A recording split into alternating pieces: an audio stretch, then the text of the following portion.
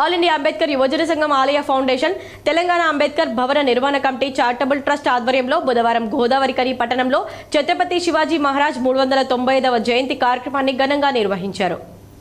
ఆలయ foundation CEO తీట్ల Ramesh Babu, AITC Ramagundam municipal corporation అధ్యక్షులు MA Karim Shivaji Maharaj చిత్రపటానికి పూలమాలలు వేసి ఘనంగా నివాళులర్పించారు. ఈ సందర్భంగా రమేష్ బాబు, ఆల్ ఇండియా అంబేద్కర్ యువజన సంఘం రాష్ట్ర వర్కింగ్ ప్రెసిడెంట్ బొంకూరి మధు, రాష్ట్ర ఉపాధ్యక్షులు మైస రాజేష్లు మాట్లాడుతూ భారతదేశ సమత రాజ్యం కోసం పాటుపడ్డ గొప్ప పరాక్రమవంతుడు ఛత్రపతి శివాజీ మహారాజ్ అన్నారు. అనగారిన వర్గాల్లో జన్మించిన శివాజీ మహారాజ్ చిన్నతనం నుండే తన జీవితమంతా ప్రజల కోసమే పాటుపడ్డానన్నారు.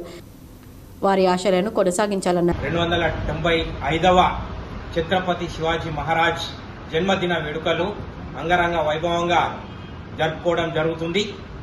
ఛత్రపతి శివాజీ మహారాజ్ కేవలం హిందూ సమాజాన్ని మాత్రమే కాపాడలేదు, భారతదేశం యొక్క గౌరవాన్ని, కీర్తి ప్రతిష్టలను ప్రపంచానికి తెలిసే విధంగా ముఘల్ సైన్యాన్ని తట్టుకొని నిలబడి మన యొక్క స్త్రీల మాన ప్రాణాలు కాపాడి భారతదేశ ఔన్నత్యాన్ని ప్రపంచానికి తెలిసే విధంగా ప్రపంచం ఉన్నటువంటి మిలిటరీ జనరల్స్ ఈరోజు ఛత్రపతి శివాజీ మహారాజ్ యొక్క యుద్ధ తంత్రాలు, గెరిల్లా యుద్ధ నైపుణ్యాలు చదువుకొని వారు కూడా వాళ్ళ యొక్క దేశాన్ని కాపాడుకునే ఆ యుద్ధ తంత్రాల్లో వీటిని అమలు చేస్తున్నారని చెప్పేసి నేను గౌరవంగా తెలియజేస్తున్నాను.